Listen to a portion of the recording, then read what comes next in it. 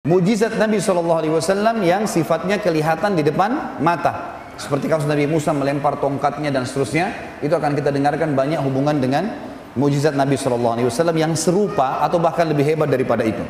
Namun sebelumnya teman-teman, saya ingin titik beratkan dulu satu hal. Semua yang baginda Nabi SAW miliki adalah mukjizat dari Allah yang maha perkasa dan maha kuat, dan bukan berarti beliau SAW mengetahui hal yang gaib dengan sendirinya. Ini di garis bawah teman-teman. Makanya dalam banyak riwayat Bukhari Muslim, setiap kali ada sahabat bertanya dan Nabi SAW belum mendapatkan jawabannya dari Jibril, beliau terdiam sambil menunggu. Begitu datang jawaban lalu beliau mengatakan, siapa tadi yang bertanya? Baru angkat tangan, begini penyampaiannya. Jadi Nabi SAW juga tidak tahu yang gaib kecuali datang informasi. Ini di garis bawah. Ikuti dulu beberapa poin, nanti akan saya titik beratkan. Ada pesan yang saya ingin sampaikan di sini. Surah Jin, Allah menceritakan dalam surah nomor 72 ayat 26. A'udzu billahi minasyaitonir rajim. Alimul ghaibi fala yudhiru ala ghaibihi ahada. Allah satu-satunya Tuhan yang mengetahui semua yang gaib, maka dia tidak memperlihatkan kepada seorang pun tentang yang gaib itu. Kemudian dalam surah Al-An'am, surah nomor 6 ayat 59, Allah yang maha pemurah dan maha perkasa berfirman, A'udzu billahi minasyaitonir rajim, wa indahu mafatihul ghaibi la ya'lamuha illahu wa ya'lamu ma fil barri wal bahr wa ma tasqutu min waraqatin illa ya'lamuha wa la habatin fi dhulumatil ardi wal radbin wa la yabisin illa fi kitabim mubin.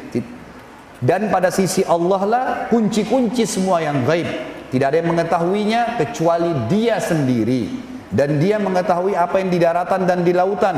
Dan tidak ada sehelai daun pun yang gugur melainkan dia Allah mengetahuinya. Dan tidak ada sebutir biji pun, baik dalam kegelapan bumi ataupun tidak sesuatu yang basah dan kering, melainkan telah tertulis di Lauhil Mahfuz. Surah Al-An'am, surah nomor 6 ayat 50, Allah Subhanahu wa taala juga berfirman, A'udzu billahi minasyaitonir rajim, qul la aqulu lakum 'indi khazainullahi wa la a'lamul ghaib wa la a'lamul ghaiba wa la aqulu lakum inni malak in attabi'u illa ma yuha ilayya qul hal yastawil a'ma wal basir afala tatafakkarun. Katakan hai Muhammad kepada semua pengikutmu, aku tidak mengatakan kepada kalian bahwa perbendaharaan Allah ada padaku, dan tidak pula aku mengetahui yang gaib, dan tidak pula aku mengatakan kepada kalian bahwa aku seorang malaikat. Aku tidak mengikuti kecuali yang diwahyukan kepadaku. Katakanlah hai Muhammad kepada orang-orang yang belum memahaminya, apakah sama orang yang buta dan orang yang melihat? Sama enggak orang yang belajar dengan tidak belajar? Maka apakah kamu tidak memikirkannya?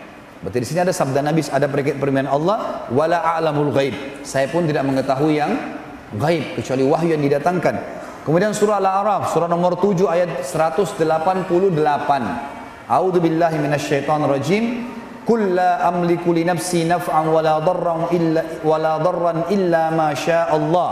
Walau kuntu a'lamul ghaiba lastakthartu minal khairi wa ma massani as-su. In ana illa nadhirun wa basyirun liqaumin yu'minun. Katakanlah hai Muhammad kepada pengikutmu lagi semuanya. Kita disuruh dengar ini. Aku tidak berkuasa menarik kemanfaatan bagi diriku, dan tidak pula menolak kemudaratan dari diriku, kecuali yang dikehendaki Allah. Dan sekiranya aku mengetahui yang gaib, tentulah aku membuat kebajikan sebanyak-banyaknya, dan aku tidak akan ditimpa kemudaratan. Dan aku tidak lain hanyalah pemberi peringatan dan pembawa berita gembira bagi orang-orang yang beriman. Surah Hud, surah nomor 11 ayat 31. Ini ayat demi ayat menjelaskan bahwasanya baginda Nabi SAW tidak mengetahui hal yang gaib kecuali wahyu yang disampaikan kepada beliau. Allah berfirman, Hud surah nomor 11 ayat 31, A'udzu billahi minasyaitonir rajim, wala aqulu lakum 'indi khazainullahi wala a'lamul ghaib wala a'lamul ghaiba wala aqulu inni malak wala aqulu lil ladzina tasdari a'yunuhum lan yu'tiyahumullahu khairan la yu'tiyahumullahu khairan illahu a'lamu bima fi anfusihim inni idzan la minadh zalimin. Dan aku tidak mengatakan kepada kalian semua bahwa aku mempunyai gudang-gudang rezeki dan kekayaan dari Allah. Allah menyuruh Nabi SAW sampaikan kepada umatnya. Dan aku tidak mengetahui yang gaib, dan tidak pula aku mengatakan bahwasanya sesungguhnya aku adalah seorang malaikat, dan juga tidak juga aku mengatakan kepada orang-orang yang dipandang hina oleh penglihatan kalian. Orang-orang Quraisy menganggap remeh budak-budak yang masuk Islam di tangan Nabi SAW seperti Bilal, Khabbab, Ibn Arad dan seterusnya. Kata Nabi SAW, Allah suruh bilang kepada mereka, dan aku tidak mengatakan bahwasanya orang-orang yang dipandang hina oleh pandangan kalian, sekali-kali Allah tidak akan mendatangkan kebaikan kepada mereka. Allah lebih mengetahui apa yang ada pada diri mereka. Sesungguhnya aku kalau begitu benar-benar termasuk orang-orang yang zalim. Kemudian dua ayat yang tersisa teman-teman tentang masalah ini, surah Hud juga, surah nomor 11 ayat 49. A'udzu billahi minasyaitonir rajim. Tilka min amba'il ghaibi nuhiha ilaik ma kunta ta'lamuha anta wala qaumuka min qabli hadza fasbir innal aqibata lil muttaqin. Itulah di antara berita-berita penting yang gaib yang kami wahyukan kepadamu hai Muhammad tentang kisah Nabi Hud, Nabi Nuh, nabi-nabi sebelumnya. Dan tidak pula kaummu mengetahui sebelum ini. Maka bersabarlah dalam memperjuangkan agama Allah. Sesungguhnya kesudahan yang baik adalah bagi orang-orang yang bertakwa. Ayat yang terakhir teman-teman sekalian adalah ayat surah Yusuf, surah nomor 12 ayat 102 yang berbunyi a'udzubillahi minasyaitonirrajim dzalika min amba'il ghaibi nuhihi ilaik wa ma kunta ladaihim idz ajma'u amrahum wa hum yamkurun. Demikianlah hai Muhammad di antara berita-berita gaib yang kami wahyukan kepadamu, padahal kamu tidak berada pada sisi mereka ketika mereka para saudara Yusuf memutuskan rencana untuk memasukkan Yusuf ke dalam sumur dan mereka sedang mengatur tipu daya. Beberapa ayat Al-Quran yang saya datangkan teman-teman dalam tulisan saya ada maksudnya. Apa maksudnya?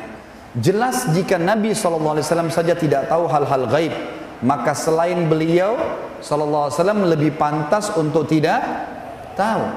Bahkan Nabi SAW melarang dengan tegas mempertanyakan hal-hal gaib yang tidak diberitahukan wahyu kepada siapapun. Seperti sabda Nabi SAW, barang siapa yang mendatangi dukun, peramal, penyamun, penyihir, bertanya padanya, belum percaya, cuma nanya, tebak tangan, tebak ini, tebak itu, maka tidak akan diterima sholatnya 40 hari. Hadis yang lain sama, hadis riwayat Tirmidzi, hadis sahih, kata Nabi SAW, siapa yang mendatangi dukun, peramal, penyamun, penyihir, bertanya plus percaya, maka dia telah kufur kepada apa yang diturunkan kepada Muhammad sallallahu alaihi wasallam. Berapa banyak sekarang umat Islam yang mengaku di rumahnya datang berita gaib? Berapa banyak orang yang mengaku di tempat kerjanya datang berita gaib? Berapa banyak orang yang mengaku bisa melihat Jibril dan segala macam berita-berita yang gaib yang mustahil terjadi kecuali kepada baginda Nabi SAW. Saya pernah duduk dengan seseorang yang mengaku masuk dalam bagian orang-orang yang menisbatkan diri pada aliran tertentu dalam Islam. Kemudian dia mengatakan, saya di rumah saya sering ada berita gaib sampai kepada saya bisa lihat ini, saya bisa lihat cahaya, saya bisa lihat ini, saya bisa mimpi, segala macam hal yang disampaikan sama dia. Lalu saya dengarkan saja. Kemudian dia bilang sama saya, ada teman saya lebih hebat lagi Ustaz. Terus saya bilang, kok bisa? Karena dia kadang-kadang telepon saya minta konsultasi sesuatu. Pada saat saya datang ke rumahnya baru saya tahu, kok dia cerita masalah begini gitu. Nanti sebentar baru saya nasihatin. Lalu dia bilang, teman saya lebih hebat lagi. Saya pernah duduk sama dia, lalu dia bilang, shh, diam, itu Jibril lagi senyum dengan saya. Nah, iya. Ada yang mengaku datang ruh Imam Syafi'i, ada yang mengaku datangnya ruh si fulan. Nabi SAW tidak pernah kedatangan ruh-ruh ini, gitu kan? Tidak pernah kedatangan ruh para nabi di dunia, kecuali memang pada saat Isra Mi'raj itu di akhirat, itu di langit, berbeda, gitu kan? Nabi SAW tidak pernah bilang Musa tadi ketemu sama saya, ngobrol, nggak pernah. Dan ini khusus untuk Nabi SAW ketemu dengan Jibril. Jadi hati-hati teman-teman, harus difahamin masalah ini. Kita harus meletakkan ilmu iman kita, posisi akal kita dan hati kita pada ilmu syar'i yang benar, supaya tidak salah faham. Masuk mukjizat yang kedua, dan ini inti bahasan sebenarnya. Lebih dalam lagi kita mempelajari tentang Nabi SAW, dan nanti saya akan tutup setelah panjang lebar mukjizat ini dengan hak-hak Nabi SAW dan syair untuk Nabi SAW yang saya susun sendiri tentunya, untuk membuat kita lebih mencintai baginda Nabi SAW. Mukjizat yang berupa pernyataan, kejadian nyata teman-teman yang paling hebat sekali adalah pembelahan bulan dengan jari telunjuk. Ini disebutkan di dalam hadis Bukhari. Satu malam, baginda Nabi SAW pernah tawaf di Ka'bah, lagi bulan purnama. Berdirilah beberapa tokoh Quraisy lalu berkata dengan suara keras, "Wahai Muhammad, apa kau mau kami beriman padamu?" Kata Nabi SAW, "Tentu saja." Lalu mereka bilang, "Apa kau lihat bulan itu?" Ada bulan purnama lagi sangat terang. Kata Nabi SAW, "Iya." Kata mereka apa? "Belah bulan itu buat kami." Ini teman-teman bukan belah kue ya, bukan belah pohon pakai kampak, bulan. Sekarang aja sulit sekali sampai ke sana, apalagi zaman dulu. Di sini perlu teman-teman garis bawahi, Quraisy pada saat itu bukan sedang minta mukjizat ya, bukan minta sesuatu yang hebat lalu mereka beriman, bukan. Mereka persis seperti kaumnya Nabi Saleh. Waktu Nabi Saleh alaihissalam sedang berdakwah di padang pasir dan banyak pengikutnya yang beriman, tokoh-tokoh Nabi Saleh mengatakan apa? "Hai Saleh, kau mau kami beriman?" Kata Nabi Saleh, "Tentu saja." Lalu mereka tunjuk ada gunung batu. Mereka bilang, "Hai Saleh, keluarkan dari gunung batu ini unta betina."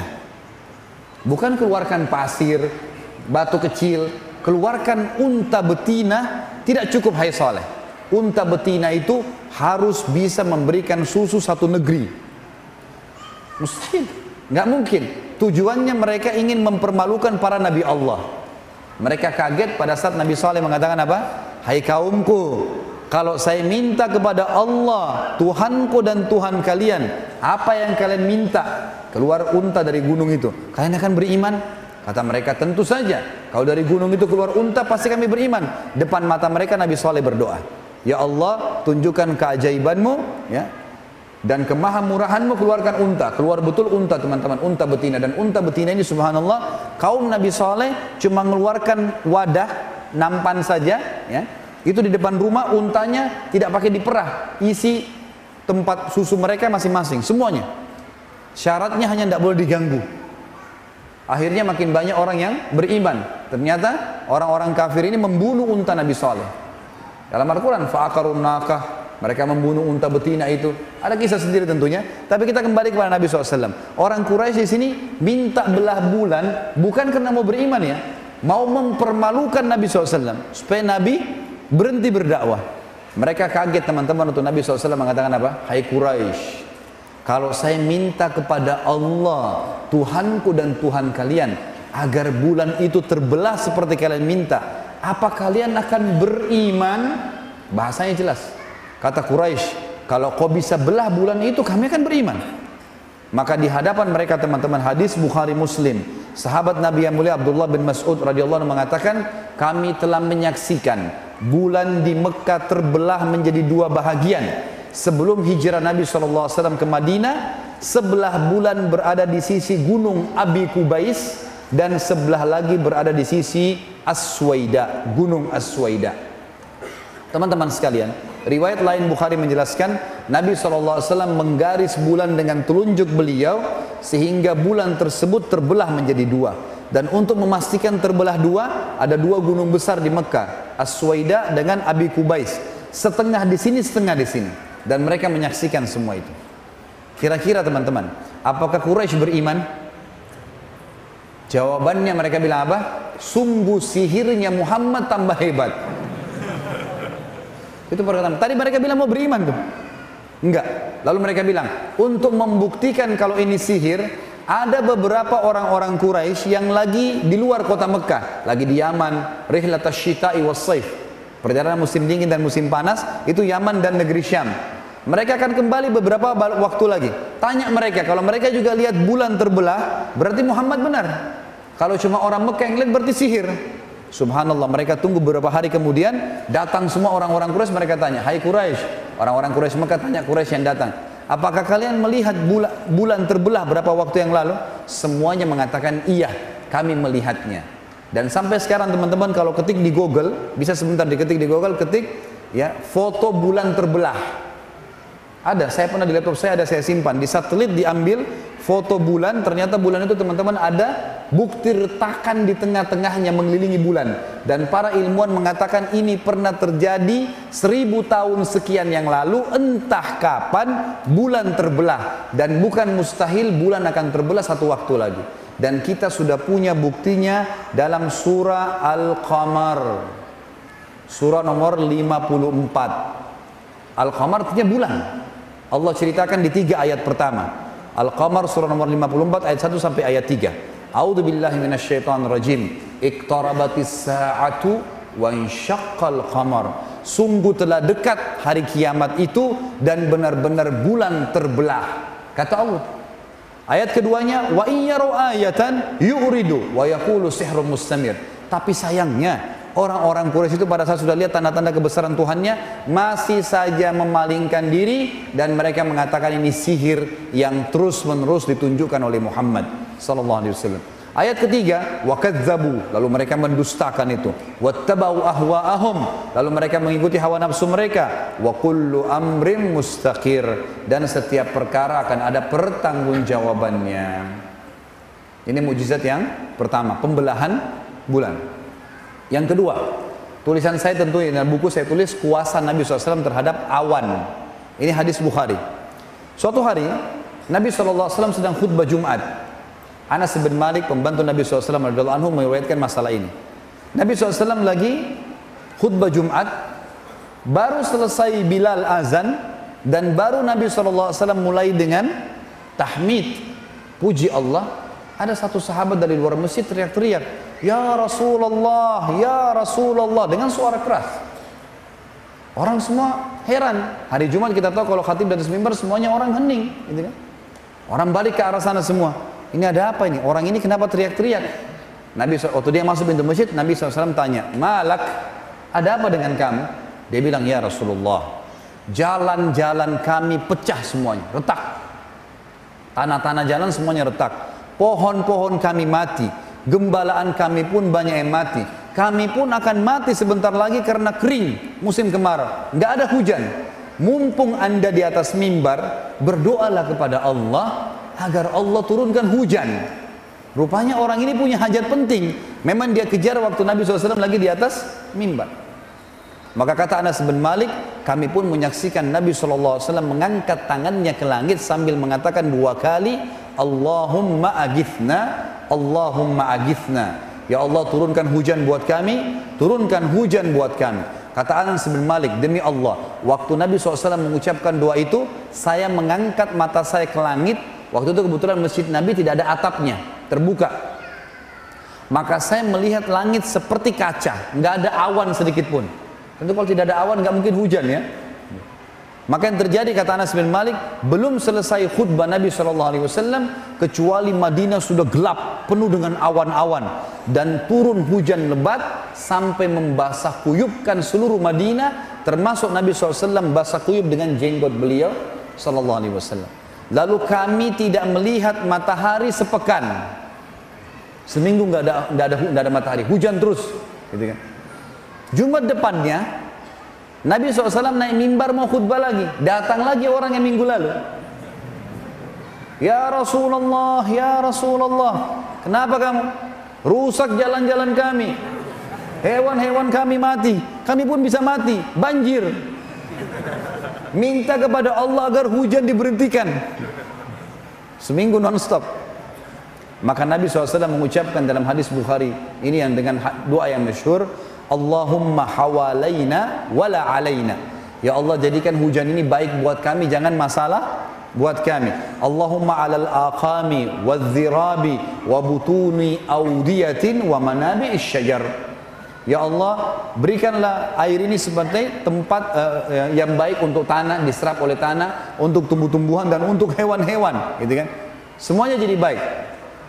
Lalu kata Anas bin Malik, lalu aku melihat, dalam riwayat dikatakan, dan kami melihat Nabi SAW dari atas mimbarnya menunjuki awan-awan yang ada di langit, dan setiap awan yang ditunjuk oleh jari Nabi SAW, maka yang terjadi awan tersebut bubar, sehingga berhentilah hujan itu pada saat itu juga.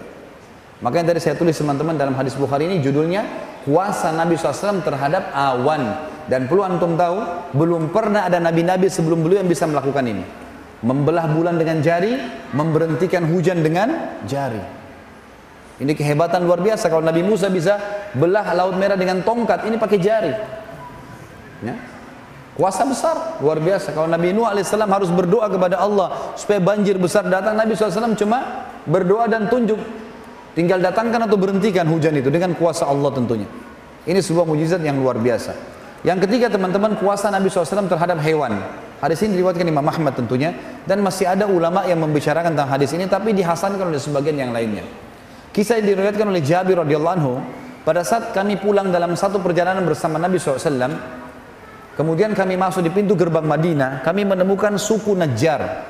Suku Najjar salah satu suku Ansar yang tinggal di pintu gerbang Madinah. Jadi zaman dulu itu kayak Surabaya ini, kalau kota Madinah itu ada bentengnya, ada pintu gerbang. Jadi musuh nggak bisa nyerang gitu. Makanya waktu terjadi perang Uhud itu, tujuannya Quraisy mau masuk menembus benteng Madinah yang ada di sebelah gunung Uhud. Tapi karena pasukan Muslim sudah keluar, mereka terpaksa berhadapan gitu kan, mereka tidak bisa masuk ke dalam. Begitu masuk pintu gerbang Madinah ada suku Najjar. Suku Najjar ini suku ibu Nabi SAW. Masuk sana ternyata ada unta jantan lagi ngamuk. Unta jantan lagi mengamuk. Dan unta ini teman-teman seperti kuda, bisa menggigit, bisa menendang. Ya. Yang terjadi, Jabir radhiyallahu mengatakan, ya Rasulullah, hati-hati, di depan anda ada unta jantan lagi ngamuk. Semua orang sudah tahu, termasuk pengembala unta, kalau unta jantan ngamuk, mereka cuma berusaha menggiring masuk ke kandang, lalu dibiarkan tenang dulu, baru kemudian didekati, karena liar sekali. Maka yang terjadi, Nabi SAW justru menghadapkan untanya ke unta itu. Unta ini lagi membelakangi Nabi ya. Lalu kata Nabi SAW satu kalimat, Ta'al, kesinilah. Begitu mendengar suara Nabi SAW, apa yang terjadi? Tiba-tiba saja unta itu balik ke arah Nabi SAW, menundukkan tatapan matanya, kemudian redam marahnya, lalu dia menurunkan mulutnya ke tanah, kemudian menyeretnya sampai di hadapan baginda Nabi SAW.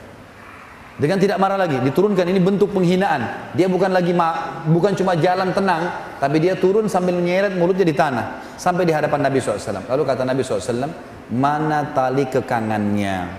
Dikasihlah. Lalu Nabi SAW ikat. Setelah diikat, kata Nabi SAW kalimat yang mulia, demi zat yang ubun-ubunku dalam genggamai, maksudnya demi Allah, tidak ada sesuatu pun di langit maupun di bumi. Garis bawah kata-kata sesuatu ya, artinya mati atau hidup di mata manusia. Tidak ada sesuatu pun di langit dan di bumi melainkan mengetahui aku adalah utusan Allah, kecuali pembangkang jin dan manusia. Jadi air, api, tanah, batu, semuanya ini, semuanya tahu ini adalah utusan Allah, kecuali pembangkang dari jin dan manusia. Hanya mereka saja. Ada kisah yang lain teman-teman sekalian, kisah tentang pohon memberikan kesaksian. Jadi pernah terjadi di Mekah, dalam sebuah riwayat Bukhari juga dijelaskan, ada pegulat dari Jazirah Arab bernama Ruqana. Ruqana ini orangnya kekar sekali, tinggi besar. Ya. Dalam beberapa asar disebutkan Ruqana belum ada yang mengalahkan tinggi badannya, karena besarnya. Dan jasanya dia, cara dia hidup, dia suka datangi suku-suku Arab lalu dia nantang. Siapa yang mau gulat sama saya, ditantang kepala sukunya. Kalau dia menang, dia bisa mengambil apa saja dari orang yang dikalahkan, istrinya kah, anaknya kah, hartanya. Kalau dia kalah, dia siap menjadi pembantunya. Gitu. Selama ini tidak pernah kalah Ruqana ini. Satu kali dia dengar orang-orang Quraisy punya masalah dengan Nabi SAW. Maka mereka pun datang, dia pun datang ke Quraisy lalu mengatakan, hai Quraisy, mau saya permalukan Muhammad? Kata orang Quraisy, tentu saja. Kata Ruqana, apa balasannya? Kata Quraisy, apa yang kau minta? Kita kasih semua. Yang penting permalukan saja. Maka Nabi SAW lagi tawaf di Ka'bah. Kata Ruqana apa? Hai Muhammad, dengan suara keras. Nabi SAW balik. Apa kau mau saya beriman padamu? Kata Nabi SAW, tentu saja. Kata Ruqana, lawan saya bergulat. Lawan saya bergulat. Gitu kan? Maka kata Nabi SAW, Ruqana ini selama ini selalu orang takut sama dia. Dia pikir Nabi SAW pasti takut gitu. Kaget dia tuh, Nabi mengatakan, baiklah. Kumpul semua orang. Ini seperti ada orang mau duel. Buat ring. Akan terjadi gulat, gitu kan? Ternyata dengan beberapa gerakan saja Ruqana kalah. Belum pernah Ruqana dikalahkan seluruh Jazirah Arab, nggak ada yang kalahin dia. Tidak percaya. Muhammad, lepasin saya, lepasin. 2 kali kalah, 3 kali kalah, 10 kali kalah terus. Kata Ruqana apa? Saya mengaku kalah, tapi saya tetap tidak akan beriman sama kau sampai pohon ini bicara. Ditunjuk satu pohon kurma di situ. Mereka kaget dan orang-orang Quraisy menyaksikan semua ini. Pohon itu mengeluarkan suara mengatakan, Asyhadu an la ilaha illallah wa anna Muhammad Rasulullah. Pohon bicara depan mata mereka, tapi tetap juga tidak mau beriman. Makanya subhanallah sabda Nabi SAW mulia tentang penghuni neraka apa? Wala yahliku illa halik. Tidak ada orang masuk neraka kecuali orang yang goblok sekali udah. Karena tinggal beriman kok. Gitu kan? Tapi dia tidak mau, subhanallah. Juga dalam hadis Bukhari dijelaskan, baginda Nabi SAW pernah berkata kepada Jibril setelah hijrah ke Madinah, "Hai Jibril, waktu saya sebelum menerima wahyu pertama di Gua Hira, saya sering dengarkan kalau saya ke Gua Hira selama 26 hari pertama Ramadan, ya, sebelum ada puasa Ramadan tentunya, tapi di bulan Ramadan, ada selalu mengatakan, Assalamualaikum ya Rasulullah. Siapa itu? Kata Jibril Assalam, itu batu dan pohon yang mengucapkan salam kepadamu. Riwayat Bukhari yang lain juga menyebutkan, baginda Nabi SAW pernah keluar dari masjid, ada satu orang Arab Badui lagi lewat di Madinah. Orang jauh dari luar Madinah, dia lihat ada kota Madinah, dia ingin belanja. Dia mampir, tapi masih kafir. Begitu dia mau keluar, Nabi SAW lihat, Nabi tanya, tahu ini bukan orang Madinah. Dikatakan, hai rajul, hai laki-laki dipanggil. Biasa orang Arab kalau tidak kenal namanya, dia katakan, ya rajul gitu. Datanglah orang ini penghormatan gitu. Lalu kata Nabi SAW, untuk apa kamu datang ke sini? Dia bilang, saya ingin belanja, ada hajat saya. Kata Nabi SAW, mau nggak saya tunjukkan lebih baik daripada apa yang kau belanjain itu? Kata dia, tentu saja. Kata Nabi SAW, kau mengikrarkan bahwasanya tidak Tuhan yang menciptakan langit dan bumi kecuali Allah dan saya utusannya. Kata Arab Badui itu, siapa yang menjadi saksimu? Lalu Nabi SAW menunjuk sebuah pohon kurma di pinggir lembah itu, mengatakan pohon ini. Lalu pohon itu dalam hadis Bukhari dijelaskan bergerak, mendekati Nabi SAW dengan orang Badui itu, lalu berkata, Asyhadu an la ilaha illallah wa anna Muhammadar Rasulullah. Riwayat yang terakhir berhubungan dengan kuasa Nabi terhadap pohon ini adalah riwayat Bukhari juga, disebutkan bahwasanya Nabi SAW di depan mihrab beliau, kayak mihrab kita ini, ada batang pohon kurma besar di zaman itu. Ditebang atasnya, ditebang akarnya, ditancapin di tanah. Itu menjadi sutrahnya Nabi. Di depan mihrab pas gitu. Nabi SAW kalau khutbah Jumat, kalau ceramah, beliau berdiri. Kalau capek, sandar di pohon itu. Satu hari ada seorang wanita, sahabiat Nabi radhiyallahu anha datang, tidak disebutkan namanya dalam hadis ini tentunya. Saya cuma temukan seorang wanita datang dan berkata, ya Rasulullah, saya punya seorang pegawai, bisa buat mimbar, mau nggak saya buatin mimbar? Kata Nabi SAW, silahkan. Dibuatlah mimbar, dan mimbar Nabi SAW waktu itu 3 anak tangga, gitu kan? Jelas hari Jumat tiba, mimbar sudah ada. Anas bin Malik meriwayatkan hadis Bukhari ini mengatakan, waktu Nabi SAW lihat mimbar, beliau pun naik ke mimbar seperti khatib biasa. Lalu Bilal, setelah salam, Bilal mulai azan. Waktu Bilal lagi azan, kami mendengarkan suara tangisan anak kecil yang makin lama makin besar sampai menyerupai suara induk unta yang kehilangan anaknya. Kami pun melihat satu sama yang lain. Di masjid tidak ada anak kecil, nggak ada juga unta dalam masjid. Dari mana suara ini? Lalu kami melihat Nabi SAW turun dari mimbarnya, mendatangi batang pohon yang di depan mihrab itu, lalu memeluknya dan bersabda, kata Nabi SAW, demi zat yang ubun-ubunku dalam genggamannya, kalau saya tidak memeluknya pohon ini, maka dia akan menangis sampai hari kiamat karena kehilangan zikrullah. Artinya selama ini Rasulullah SAW sering sandar sama dia. Pohon ini kita anggap mati, sudah ditebang akarnya, ditebang atasnya, dianggap mati di mata kita, itu masih bisa mendengar zikrullah. Makanya teman-teman hati-hati. Seseorang di antara kita pergi ke hotel menganggap tidak ada yang tahu. Udara yang antum hirup itu makhluknya Allah. Air yang kita pakai, cebok di kamar mandi, makhluknya Allah. Spray yang kita pakai, benangnya, semua makhluknya Allah. Cahaya yang kita pakai, makhluknya Allah. Bagaimana antum merasa tidak diawasi oleh Sang Pencipta Allah? Tubuh kita sendiri, semua urat-urat sarafnya, darahnya, semua makhluknya Allah. Dan ini memberikan saksi hari kiamat. Hati-hati, jangan kita anggap benda mati mata kita berarti tidak akan tahu apa-apa. Sudah tahu hadis sahih kan? Yang muttafaqun alaih Bukhari Muslim tentang kita disunnahkan pindah-pindah tempat kalau sholat sunnah. Kenapa? Karena kata Nabi SAW, setiap tempat dipakai sholat oleh seorang muslim akan jadi saksi hari kiamat. Tembok lantai itu akan jadi saksi buat antum hari kiamat. Bagaimana kuasa Allah? Tugas kita beriman, tidak usah bertanya, gitu kan? Allah perintahkan duhur 3-4 rakaat, asar 4 rakaat, ya sudah, kita terima kalau orang beriman. Tidak usah kita protes. Kenapa ya? Duhur 4, asar 4, kenapa Allah nggak kasih aja sekalian jam 2 4 rakaat? Loh, Allah maunya begitu. Dan itu orang beriman yang harus menjalankannya. Seperti itulah. Kita masuk teman-teman, selanjutnya adalah kuasa Nabi SAW dalam menyembuhkan penyakit. Masih ada waktu? Hah? Cuma 3 orang yang nyaut. Ini masih mau dengar nggak? Alhamdulillah. Kalau cuma 3 orang ya sudah, 3 orang tinggal. Ada kisah yang luar biasa teman-teman tentang kuasa Nabi menyembuhkan penyakit. Ini kalau Nabi Isa AS menyembuhkan tuli dan bisu, dengarkan bagaimana Nabi SAW menyembuhkan penyakit para sahabat. Dalam riwayat Bukhari, semua saya ambil dalam riwayat Sahih ini, kisah tentang Abu Rafi'. Siapa Abu Rafi' ini teman-teman? Salah satu pimpinan Yahudi, salah satu raja Yahudi yang suka benci sekali dengan Islam, suka memerangi Islam. Tapi dia sembunyi-sembunyi, seperti orang munafik. Kalau ada satu suku Arab mau nyerang Madinah, dibiayai sama dia. Kalau ada perempuan penari hina Nabi SAW, hina Islam, dibiayai sama dia. Kalau ada penyair yang menghina Islam juga dibiayai sama dia. Pokoknya dia bermain di belakang lah.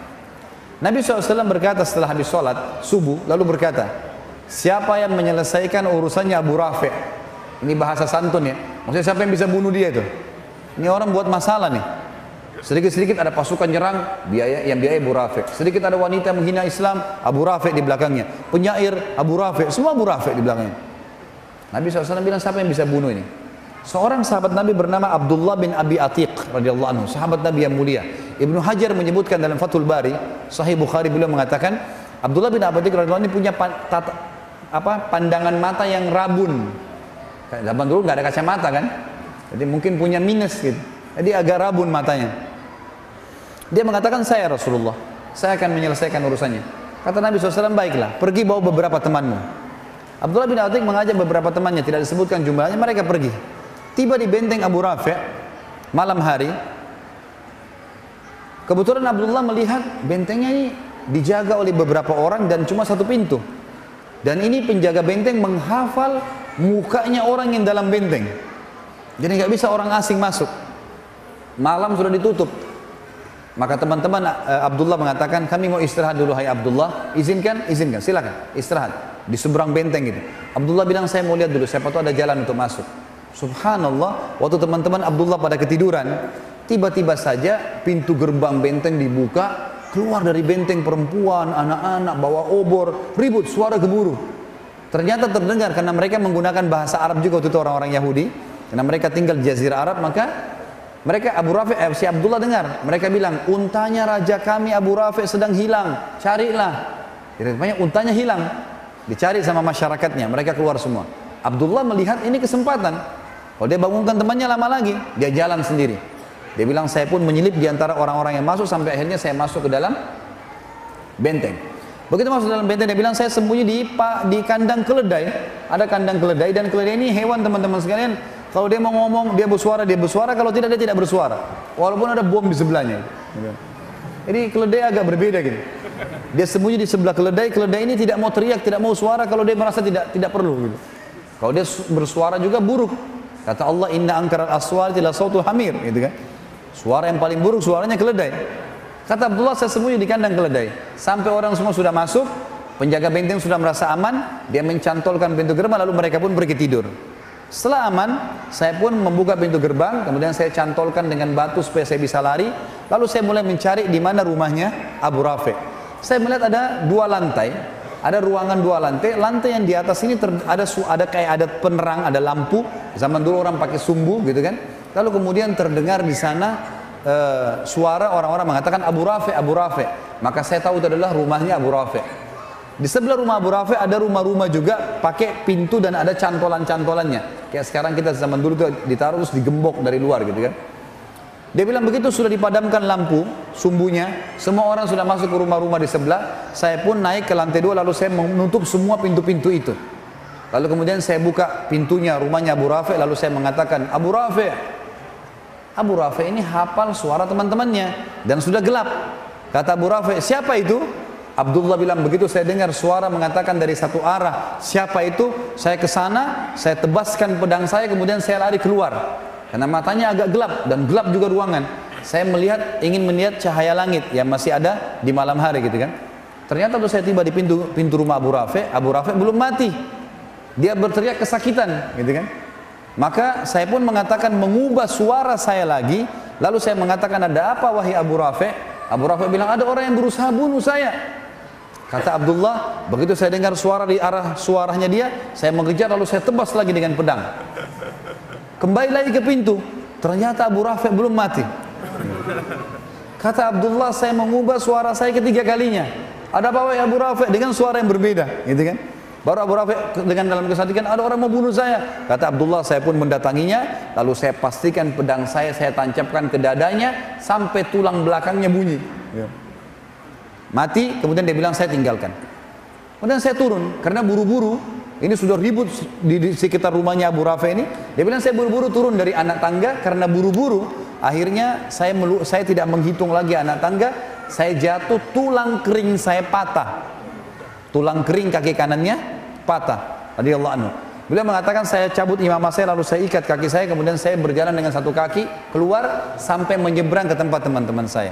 Teman-teman saya pun sudah bangun, lalu mereka mengatakan, ada apa wahai Abdullah? Abdullah mengatakan, alhamdulillah Allah sudah menyelesaikan urusan musuhnya. Sudah begini ceritanya, sudah mati. Gitu. Lalu kata teman-temannya, kalau gitu kita pulang ke Madinah, beritakan kepada Nabi SAW.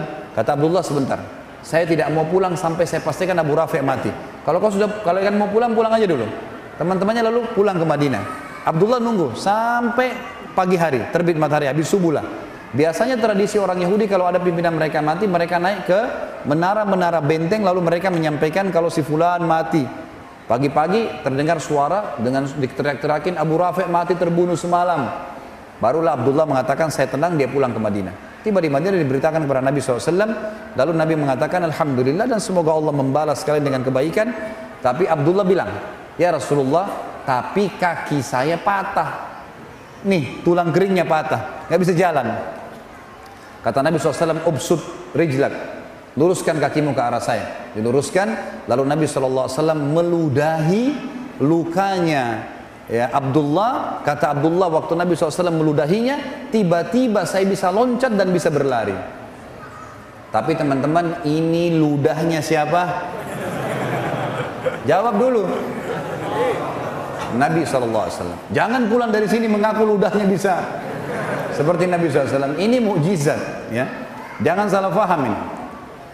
Karena pernah terjadi teman-teman sekalian, ada satu orang namanya Musailamah al-Kadzab. Pernah dengar? Musailamah ini yang mengaku Nabi di zaman Nabi SAW. Makanya diberikan julukan Kadzab. Tradisi Nabi SAW itu kalau ada anak bayi yang baru lahir, orang-orang Ansar baru lahir, disuruh datang ke masjid, dibawalah anak-anak ini. Kemudian Nabi SAW mengelus kepalanya, mentahniknya, mengunyah kurma lalu ditempelkan ke langit-langit bayi itu, gitu kan? Nabi SAW memberikan nama. Jadi para sahabat senang gitu. Sampai mereka mengatakan kami bangga pada saat yang pertama masuk ke perut bayi kami air liur Nabi SAW. Gitu kan? Karena Nabi suka mentahnik. Nah, satu kali Nabi SAW pernah mengelus kepala anak bayi, rambutnya jadi subur. Rambutnya jadi subur bayi itu. Musailamah al-Kadzab ada di sekitar Yaman. Pengikutnya banyak. Lalu mereka bilang, hai Musailamah, itu Nabi yang di Hijaz, yang di Madinah, elus kepala anak bayi, subur.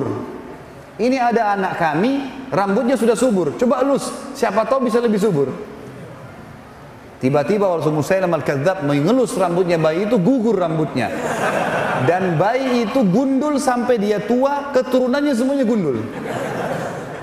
Maaf teman-teman yang gundul, jangan tersinggung. Tapi ini betul, ini kisah nyata terjadi. Satu kali juga Nabi SAW pernah didatangi oleh orang Ansar. Lalu kemudian dia berkata, ya Rasulullah, kami sudah gali sumur, sudah setengah mati, dalam digali, airnya tetap asin. Coba lihat ya Rasulullah. Nabi SAW datang. Lalu Nabi SAW berdoa kepada Allah, lalu meludah ke sumur itu. Meludah. Setelah itu airnya asin berubah jadi tawar. Rupanya pengikut Musailamah di Yaman dengar juga tuh. Hai Musailamah, itu Nabi yang di Hijaz tuh ngeludah ke sumur, asin jadi tawar. Ini ada sumur kami sudah tawar, coba kau ludah.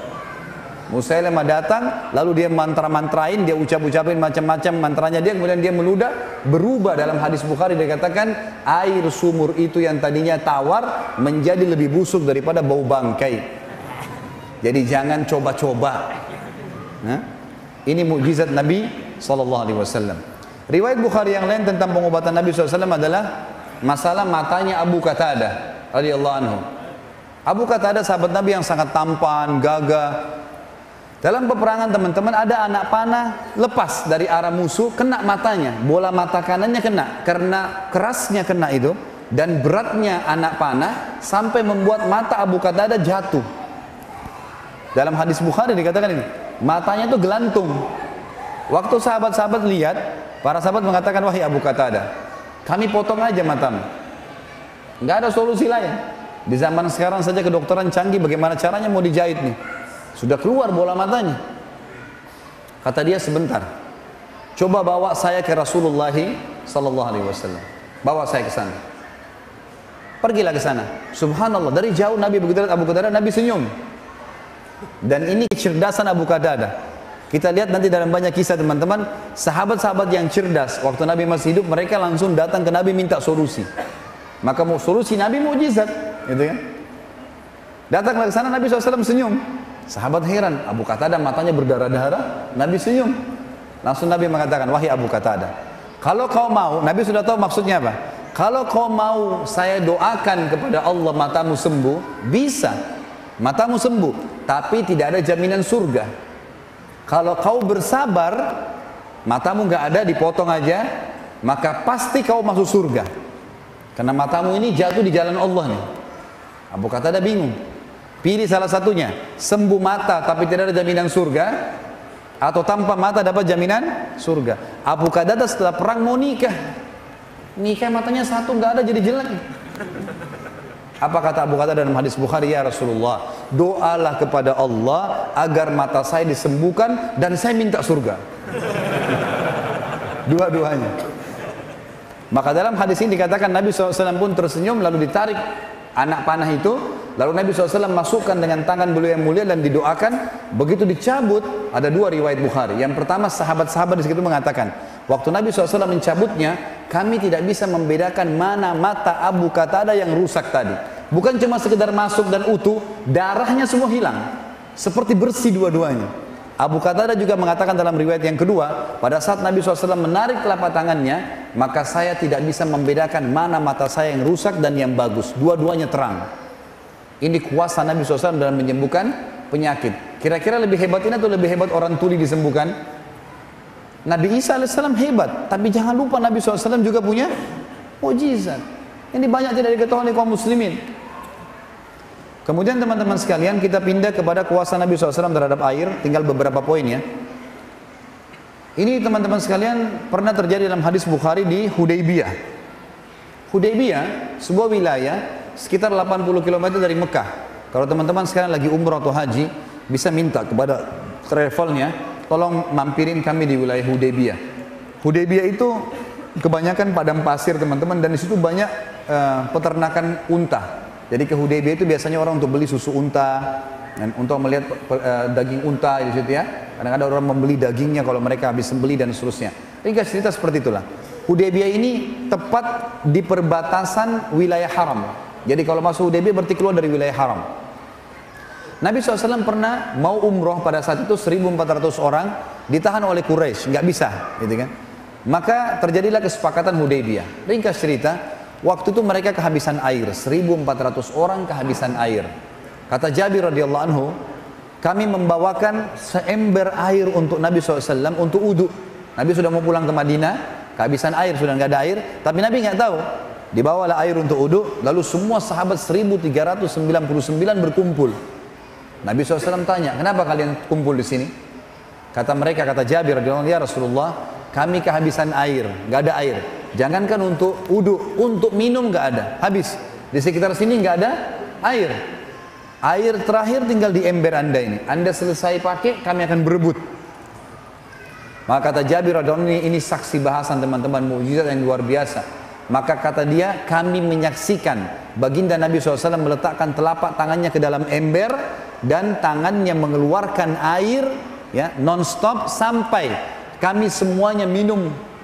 Sampai dahaga kami hilang, semua kendi-kendi air kami dipenuhi, dan air masih mengalir dari jari telunjuk Nabi SAW. Ini yang saya bilang tadi teman-teman. Kalau Nabi Nuh AS berdoa kepada Allah turun hujan dari langit dan keluar air dari bumi, Nabi SAW keluarkan dari telapak tangannya air. Mukjizat dari Allah Subhanahu Wa Taala. Ini kuasa yang luar biasa. Dan kata Jabir, jumlah kami waktu itu 1.400 orang dan semuanya berhasil minum dan juga memenuhi kendi-kendi airnya. Teman-teman sekalian, kisah mukjizat yang saya bahasakan mungkin terakhir ya, yang kita sebutkan insya Allah pada malam ini adalah kuasa Nabi SAW terhadap makanan. Ini juga diriwayatkan oleh Imam Bukhari. Kisah Jabir radhiyallahu anhu di perang Ahzab atau perang Khandaq, parit ya. Waktu Nabi SAW mendengarkan Quraisy keluar dengan 10.000 orang, seluruh suku-suku Arab yang kafir, berikut dengan Yahudi, Kainuqa dan Nadhir dari Khaybar, semuanya ikut untuk memerangi Nabi SAW dan ingin membagi-bagi Madinah dengan 10.000 penunggang kuda. Ini penunggang kuda ini sama dengan tank sekarang ya. Memang betul-betul habis Madinah pada saat mereka masuk kalau secara hitung-hitungan militer pada saat itu. Nabi SAW musyawarah dengan para sahabat. Salman Al-Farisi radhiyallahu anhu, sahabat Nabi yang mulia ini dulu perdana menterinya Persia. Dan dia juga kepala keamanan militer, gitu kan? Maka dia mengatakannya, Rasulullah, kami di Persia, kalau kami sedang terdesak, maka kami buat parit di sekitar pintu masuk kami, maka musuh nggak bisa masuk. Kalau ada yang masuk, kami serang. Maka Nabi SAW suruh sahabat semuanya buat parit. Ini kalau teman-teman lihat di YouTube sudah ada ceramah sirah tentang perang Khaybar. Panjang lebar saya jelaskan. Ringkas cerita, digalilah parit dalam beberapa riwayat ada yang mengatakan yang 7 meter dalamnya, lebarnya 15 meter, yang sulit sekali untuk diloncati oleh kuda. Setiap kali 10 kali 10 meter Nabi SAW taruh 10 orang sahabat dan tidak boleh pulang ke rumah kecuali betul-betul mereka sudah minta izin dengan Nabi SAW. Satu waktu teman-teman mereka lagi menggali dan dalam kondisi lapar, musuh sudah dekat dengan Madinah, harus menyelesaikan pekerjaan. Ada 2 orang sahabat datang kepada Nabi SAW lalu berkata, ya Rasulullah, kami kelaparan, gak ada makanan. Lalu mereka ngangkat bajunya. Ternyata di perutnya sahabat ini ada 2 buah batu yang diikat. Jadi untuk menghilangkan lapar, batu diikat, lalu diikat dengan keras di perut sehingga ususnya jadi kecil, gitu kan? Sehingga laparnya berkurang. Nabi SAW waktu lihat 2 sahabat ini tidak jawab apa-apa. Beliau cuma angkat bajunya dan ternyata di perut Nabi ada 3 batu. Ini jawabannya, saya lebih lapar dari kalian, gitu kan? Maka sahabat yang 2 terdiam. Jabir radhiyallahu anhu lihat pada saat itu. Dia mengatakan, demi Allah, Rasulullah SAW telah tertimpa sesuatu yang sudah luar biasa ini. Sampai lapar ikat batu di perutnya, gak ada yang tahu. Untung ada sahabat yang bertanya gitu. Lalu kata Jabir, ya Rasulullah, izinkan saya pulang ke rumah saya. Kata Nabi SAW, baiklah pulang. Dia pulang. Dia bilang kepada istrinya, ya, hai istriku, punya makanan gak? Kata istrinya, kenapa? Dia bilang, saya telah melihat sesuatu yang memilukan dari Nabi SAW. Kata istrinya, apa itu? Rasulullah SAW ikat perutnya dengan 3 batu. Masa kita bisa membiarkan itu? Ini lapar, ada makanan. Kata istrinya, persiapan makanan kita adalah 1 sak gandum, ada 1 sak gandum, beberapa kilo gandum, dan ada 1 anak kambing kecil milik kamu di sebelah rumah. Kalau kau mau, potong kambing itu saya buatkan kari, kemudian nanti gandum ini kita buatin roti. Lalu undang Rasulullah SAW makan ke sini. Kata Jabir, pikiran yang bagus. Disembelilah, dibuatlah masakan tersebut. Begitu selesai, sudah siap makanan, kata istrinya, Jabir, ingat, jangan permalukan saya di depan Nabi SAW. Undang Nabi SAW dengan 4 atau maksimal 5 orang sahabatnya. Makanan gak cukup. Ini pas hanya untuk 10 orang paling maksimal. Mereka 5, saya juga sama kamu sama anak-anak harus makan. Kata Jabir, tentu saja. Pulanglah Jabir ke Khandaq tadi. Lalu dia bilang, ya Rasulullah, dibisik-bisik Nabi, ladayya tu'ayyim, ya. Dalam bahasa Arab makanan, bahasa Arabnya ta'am, ya. Tapi kalau makanan sedikit dikasih tasghir dan dikasih kecil, tu'ayyim, artinya saya punya makan sedikit makanan. Kata Nabi SAW, datanglah anda ya Rasulullah ke rumah saya dengan 4 maksimal 5 orang teman-teman anda. Maka Nabi SAW bilang, apa yang kau siapkan hai Jabir? 1 kambing kecil dengan 1 sak gandum. Kata Nabi SAW, banyak dan berkah. Tiba-tiba teman-teman, Nabi SAW naik di atas batu tinggi, teriak dengan suara keras, wahai muhajirin dan ansar, gitu kan, kalian semua diundang oleh Jabir. Riwayatnya begitu.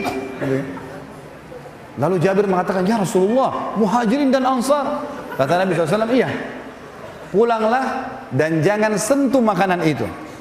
Coba teman-teman kalau antum di posisi Jabir nih, 1.500, 400 orang waktu itu di Khandaq, semuanya lapar, Dan pada saat itu disebutkan dalam riwayat Bukhari 3 hari belum makan. Tidak ada makanan. Maka Jabir pontang-panting lari ke rumahnya. Teriak depan rumah, wahai istriku, kita sudah dipermalukan. Gitu. Begitu riwayatnya. Lalu kata istrinya, kenapa?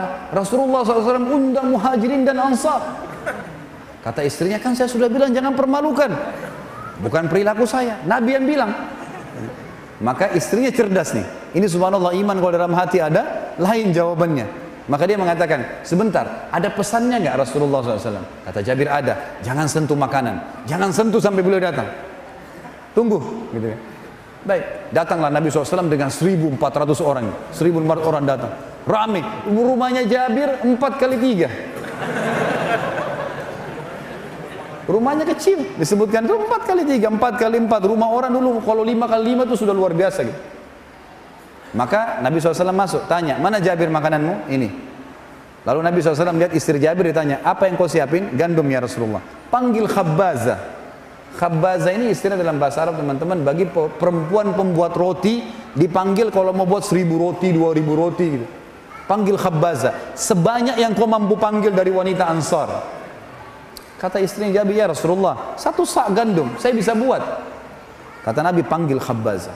Panggil Khabbaza. Datang puluhan wanita pembuat roti, gitu kan.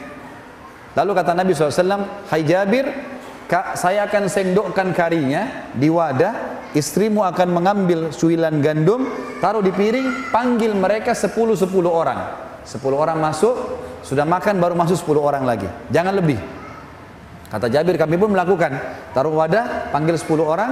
Kemudian Nabi SAW, istrinya Jabir sobek rotinya, taruh. Nabi SAW sendokin kari, gitu kan. Makanlah 10 orang ini. Dan dalam sebagian ulama hadis mengatakan orang-orang yang makan ini tidak dibatasi oleh Nabi SAW. 3 hari lapar, mereka makan untuk menghilangkan lapar yang 3 hari dan lapar-lapar yang akan datang. Dan ini bayangin bagaimana makannya gitu, ya.